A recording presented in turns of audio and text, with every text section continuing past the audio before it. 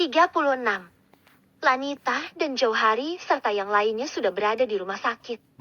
Kondisi Suzana dan Sharon tidak terlalu parah. Sementara Rashid sedang-sedang saja. Hanya Dimitri dan Sean yang mengalami luka cukup parah. Mama, Sharon menerima telepon dari Dane dengan terisak. Kamu tak apa-apa? Sayang, Mama baru saja tiba di Palembang. Mama akan kembali lagi ke Jakarta. Dane tampak sangat khawatir di seberang panggilan video. Enggak usah. Ma, aku nggak apa-apa. Cuma Sean aja yang agak parah, cuma belum tahu detail luka seriusnya. Sudah dijemput sama Jauhari dan yang lainnya. Mama tenang saja. Sahut Sharon.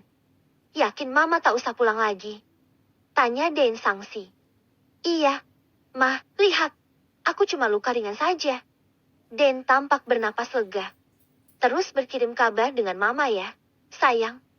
Iya. Ma, panggilan diakhiri. Setelah beberapa jam semua mendapat perawatan di rumah sakit terdekat, Jauhari dan Tandan membawa pasien kecelakaan kembali ke Jakarta. Hanya Sean yang masih belum siuman. Sementara Dimitri sudah bisa duduk, hanya saja tangannya harus digips untuk sementara waktu. 2 hari kemudian, di rumah sakit tempat Parmia dirawat. Di ruang VVIP, Sean sudah siuman. Tapi bagian kepala dibalut kain putih melingkar hingga ke mata. Di kamar Sean ada seorang dokter dan 2 orang perawat. Suzana serta Sharon. Perawat wanita yang satunya sedang membuka balutan kain penutup mata Sean. Dokter. Kenapa gelap? Tangan Sean meraba-raba ke udara. Dokter lelaki yang merawat Sean menghela napas dalam. Maaf. Anda mengalami kebutaan. Tuan Sean. Sharon memekik tertahan. Suzana siaga dan segera mendekat ke arah Sean memberi kode dengan sentuhan bahwa di kamar ada Sharon. Saya memang tidak bisa melihat, Tuan. Sean mengerti dengan kode sentuhan Suzana. Sharon mengernyit. Tadi bukankah Sean panik karena dia bilang semua gelap? Kenapa sekarang dia kembali tenang? Apa sekarang dia benar-benar buta? Sharon membatin. Dok, bisa kita bicara berdua saja? Pinta Sean. Semua menyingkir dan keluar dari kamar Sean. Dok, ini gelap sekali. Benar-benar tak ada cahaya. Lirih suara Sean. Dokter tersebut hanya mendesah dan menepuk-nepuk bahu Sean. Apa saya akan buta selamanya? Tidak. Kebutaan yang Anda alami bersifat sementara. Anda masih bisa melihat kembali. Tetapi untuk melakukan operasi mata itu bisa dilakukan nanti setelah kondisi fisik Anda yang lainnya pulih seperti sedia kala. Hati Sean membuncah. Harapan yang tadi melesak jauh kini kembali menyeruak. Sungguh aku bisa melihat lagi. Dok. Iya, Tuan Sean. Tapi aku punya permintaan. Siapapun yang tahu tentang kebutaanku, jangan pernah mengatakan jika mataku bisa disembuhkan, meski itu istriku sekalipun kecuali pada asistenku Suzana. Sean memohon. Dr. Fadli sedikit heran, tapi dia mengangguk dan mengiyakan dengan mantap. Semua orang yang berada di luar kamar masuk kembali. Dr. Fadli berpesan agar Sean melakukan serangkaian pemeriksaan rutin untuk pemulihan luka di bagian tubuhnya yang lain. Dr. Fadli dan 2 orang perawat lainnya keluar kamar. Suzana sibuk menenangkan Sean. Sementara Sharon pura-pura ingin keluar membeli makanan. Sharon gegas keluar kamar dan mengikuti langkah Dr. Fadli menuju ruangannya. Dokter, suamiku benar-benar mengalami kebutaan. Dia tidak bisa melihat. Tanya Sharon pelan. Iya, Nona. Sharon menahan napas. Apa kebutaannya permanen? Tidak bisa disembuhkan. Dr. Fadli ingat pesan Sean. Dia merasakan keganjilan dari sikap Sharon. Tak ada kekhawatiran di wajah Sharon. Hanya rasa penasaran Sharon saja yang tertangkap oleh Dr. Fadli. Dr. Fadli hanya bisa menggeleng pasrah. Sharon mengetuk-ngetukkan jari tangan ke meja. Matanya sedikit kosong memikirkan sesuatu.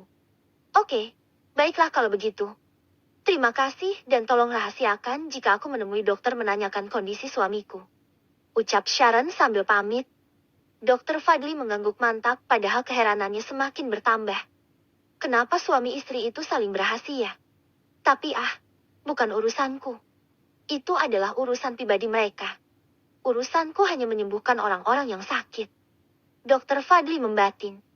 Sharon melangkah pelan hingga tanpa sadar dia berjalan menuju lobi rumah sakit, lalu duduk di kursi tunggu. Sean buta.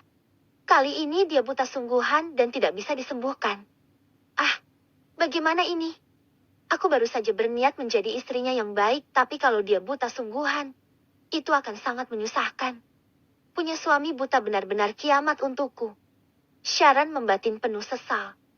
Sementara itu di kamar Sean, Susanna melongo keluar kamar seolah memastikan tidak ada Sharon di luar kamar. Tidak ada siapapun. Tuan, Nona Sharon belum kembali. Sus, tadi aku bertanya pada Dokter Fadli. Kebutaanku hanya sementara. Mataku masih bisa disembuhkan dan bisa melihat kembali. Tapi aku meminta Dokter Fadli merahasiakan kemungkinan bisa melihat lagi. Kenapa? Coba kau ke ruangan Dokter Fadli dan tanyakan secara detail mengenai kondisi mataku lalu tanyalah. Apa istriku ke ruangannya dan bertanya tentang kebutaanku? Aku yakin Sharon keluar kamar bukan mencari makanan melainkan menemui Dokter Fadli untuk memastikan apa kebutaanku sementara atau permanen. Tutur Sean. Susanna terdiam sesaat. Kecurigaan Sean pada Sharon semakin menguat. Dia harus menemui Dokter Fadli, salah satu dokter bedah terbaik di rumah sakit milik tantenya Sean. Sus, pekerjakan kembali Lani di rumah. Bilang Damien aku menarik sementara Lani untuk mengurusku. Aku sangsi Sharon bisa mengurusku dengan telaten jika dia tahu aku memang benar-benar buta. Baiklah, Tuan. Sahut Susanna. Tuan, apa boleh aku menemui Dokter Fadli sekarang? Entah kenapa aku penasaran apa benar Nona Sharon menemuinya. Ya, silakan. Katakan padaku info yang kau dapat dari Dokter Fadli. Ucap Sean. Baiklah, aku keluar dulu. Saat Susanna berbalik, pintu kamar terbuka. Sharon muncul tanpa membawa apa-apa. Loh, Nona, makanannya mana? Tanya Susanna. Tadi makanan yang aku cari di kantin rumah sakit habis. Jawab Sharon sedikit gugup. Susanna melirik Sean. Firasat Sean benar. Maka dia cepat-cepat keluar kamar untuk menemui Dokter Fadli. Saat Susanna sudah sampai di ruangan Dokter Fadli, dia harus menunggu sebentar karena ada keluarga pasien lain yang berada di ruangan. Setengah jam menunggu bagai satu abad. Susanna sungguh penasaran. Akhirnya tamu keluar. Susanna segera masuk. Bertanya apapun mengenai kondisi mata Sean hingga dia tiba menanyakan hal lain. Dok, maaf apa tadi Nona Sharon istri Tuan Sean datang ke sini? Iya betul. Istri Tuan Sean menanyakan tentang apakah mata Tuan Sean bersifat temporer atau permanen. Dokter merahasiakannya bukan? Tanya Susanna. Saya hanya bisa menggeleng pasrah seolah-olah kebutaan Tuan Sean memang permanen. Tuan Sean berpesan seperti itu. Saya hanya mengatakan kebenaran hanya pada Anda. Tutur Dokter Fadli. Susanna bernapas lega. Kenapa Sharon harus berbohong tadi? Setelah mengucapkan terima kasih dan pamit, Sharon keluar ruangan. Dia segera menelepon Damien. Susanna memanggil Anita saat baru saja pulang kerja ke ruangan Sean. Gadis mungil dan cantik itu semakin tampak cantik di mata Susanna. Setelan kerja formal ditambah riasan wajah yang makin membuatnya bersinar. Kamu betah bekerja di perusahaan? Tanya Susanna. Betah. Bu. Jawab wanita singkat. Andai Sean menarikmu sementara untuk kembali merawatnya, apa kamu bersedia? Hanya merawat Sean dan tinggalkan pekerjaanmu di kantor. Lanita mengangkat wajahnya. Ada sorot senang di mata Lani. Susanna bisa melihat itu. Benarkah? Saya bisa merawat Tuan Sean lagi. Susanna mengangguk. Tapi bagaimana dengan Nona Sharon? Saya merasa tak enak. Bu. Wajah Lani kembali meredup. Tenang saja. Sharon pasti akan mengizinkan kamu merawat Sean kembali. Ucap Susanna. Sudah sana. Ganti baju dan istirahat. Tuan Sean pulang dari rumah sakit nanti malam. Lanita mengangguk dan menunduk. Tapi Susanna bisa menangkap senyum kecil di sudut bibir Lani. Aneh. Istrinya tahu suaminya buta sungguhan malah bermuram durja. Tidak ada rasa iba sama sekali. Sementara perawat kecil itu tampak senang karena akan merawat Tuan Sean lagi. Benarkan ada percikan cinta di antara Tuan Sean dan Lani? Susanna membatin dan ikut keluar dari ruangan kerja Sean. Bu Susanna. Panggil Sri saat melihat Susanna menutup pintu ruang kerja Sean. Ya kenapa? Sri, itu, Dimitri membutuhkan ibu di kamarnya. Ucap Sri. Dia minta apa? Tanya Suzana. Minta dimandikan. Katanya tangannya sakit lagi dan tak bisa digerakkan. Suzana terbelalak. Apa? Memandikan dia? Santoloyo. Suruh Yanto atau yang lainnya saja. Kenapa harus aku yang memandikan chef manja itu? Gerutu Suzana dengan wajah memerah. Sri mengangguk seraya menggaruk pelipisnya. 37. Sean sudah tertidur pulas di sisi Sharon. Diam-diam Sharon membuka mata, mendengarkan dengan seksama dengkur halus Sean, memastikan Sean benar-benar sudah nyenyak. Perlahan Sharon turun dari tempat tidur. Dia meraih smartphone Sean yang selalu disembunyikan di bawah kasur. Ini ponsel sesungguhnya Sean. Untung saja dia pakai kode sidik jari. Sharon dengan sangat hati-hati mencoba satu-satu sidik jari tangan Sean dan berhasil. Sean benar-benar tertidur. Aku harus tahu di mana saja letak kamera CCTV yang ada di kamar ini agar aku bisa bebas bergerak. Output rekaman CCTV memang terhubung ke ponsel Sean. Berhasil. Sharon memperhatikan layar ponsel dan melihat berkeliling kira-kira di mana kamera diletakkan menurut arah sorot ruangan. Tak hanya kamar Sean, tapi juga ruangan-ruangan lain. Kenapa di rumah ini banyak sekali CCTV dan apa maksudnya orang yang melempariku kertas mewanti-wanti aku untuk hati-hati? Siapa dia? Kenapa dia seolah-olah memihakku? Sharon membatin bingung. Akhirnya, karena sedikit banyak Sharon mengetahui arah mana saja yang disorot kamera CCTV, Sharon menghapus jejak riwayat, dia memeriksa ponsel lalu kembali meletakkan ponsel di bawah kasur. Sharon termenung di sebelah Sean dengan posisi duduk. Memeluk kedua kaki dan sesekali menggigit kuku jempol tangannya. Aku tak bisa begini. Sean benar-benar buta. Bagaimana hidupku yang masih muda berakhir menjadi perawat lelaki buta? Sungguh membosankan. Gerutu Sharon. Sharon meraih ponsel. Dia membuka fitur WhatsApp lalu kembali menyimpan nomor Josh yang sudah dia hafal di luar kepala. Tring. Pesan untuk Josh terkirim. Tak disangka jam 1 malam Josh cepat membalas pesan Sharon. Sebelum sempat Sharon membalas, Josh meneleponnya. Tapi Sharon menolak. Aku tak bisa mengangkat telepon. Ini nomor barumu. Balas Josh. Ya, ada apa menghubungiku? Aku sedang liburan. Bersama siapa? Tanya Sharon. Perempuan pastinya. Ish. Hanya itu balasan dari Sharon. Sok jual mahal. Paling juga di diskotik. Gerutu Sharon mematikan data ponsel dan bergegas tidur. Keesokan harinya Sharon masih tertidur dengan pulas. Sementara Lanita sudah benar-benar mengurus Sean dari bangun hingga siap sarapan. Suapi aku. Titah Sean pelan. Lanita melirik Sharon yang masih mendengkur halus.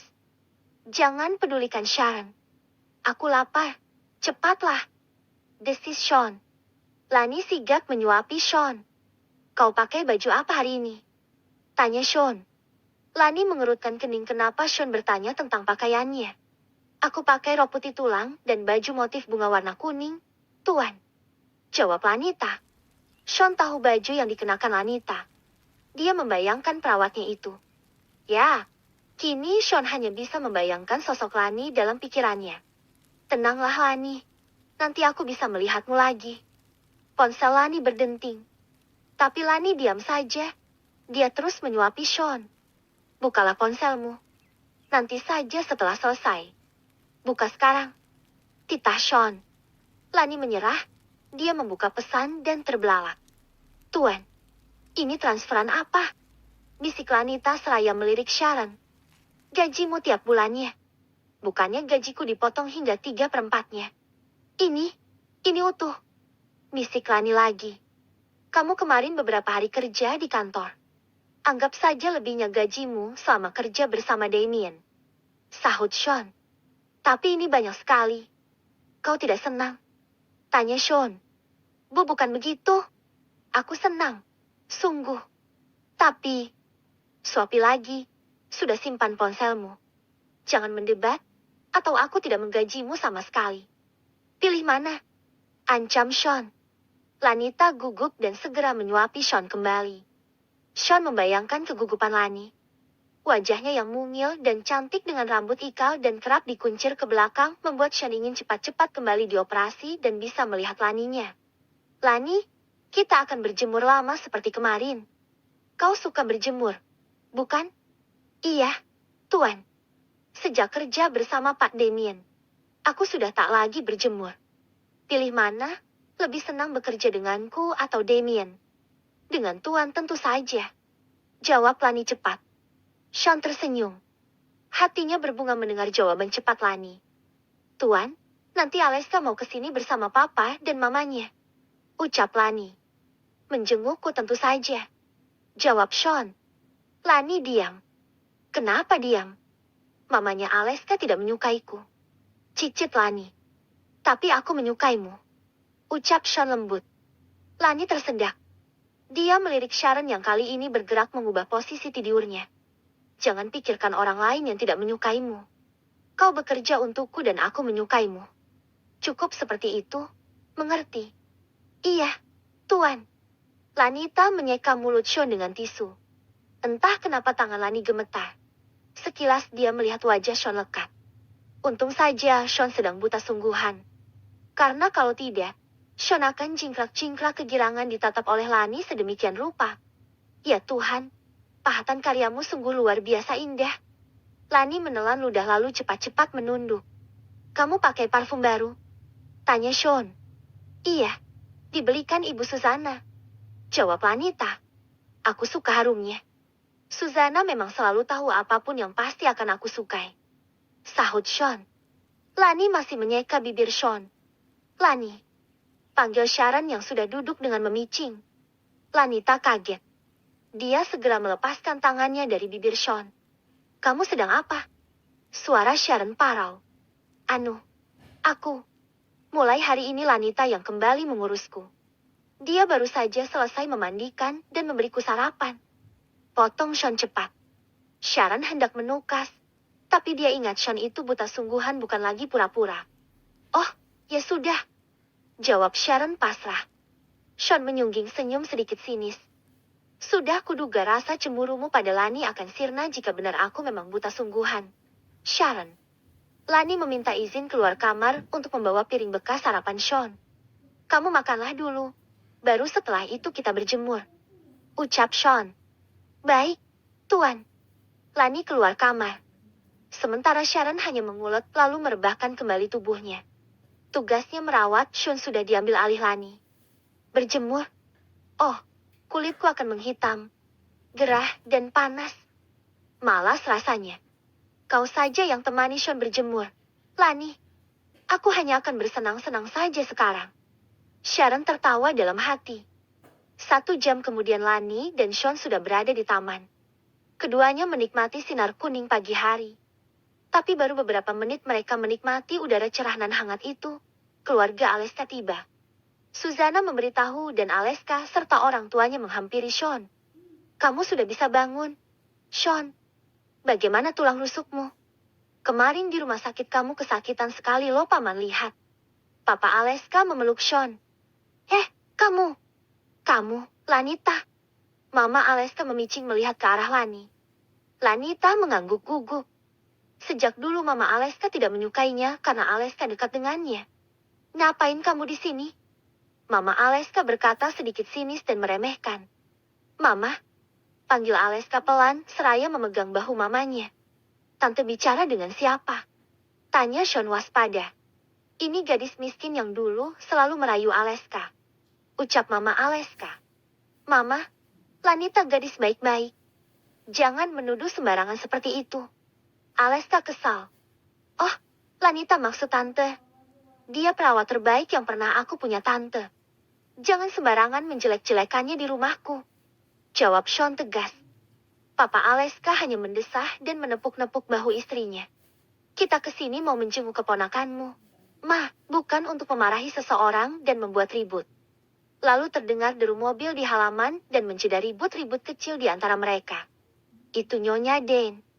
Tuan. Ujar Susana. Oh, mertuamu datang. Sean. Timpal Papa Aleska. Dan keluar dari mobil dan menghampiri semua orang yang ada di taman. menyalami satu persatu dan Dan tertegun saat hendak menyalami Lanita. Gadis ini